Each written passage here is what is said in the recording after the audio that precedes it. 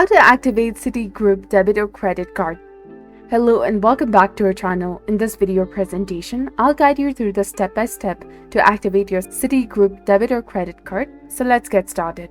First of all, you have to open any web browser and search for citi.com in the search bar.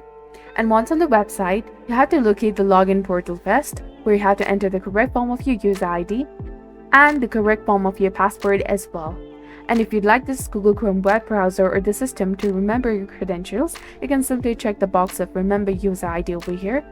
And after you do that, click on Sign In option that is highlighted in blue color. And if you'd like to register or activate your account, you can go to this link over here. And in the case if you have forgotten your user ID or your password, you can also click on this link of user ID or the password to reset or retry your password. After logging into your account, navigate to the services and go to My Profile and then click on Card Activation.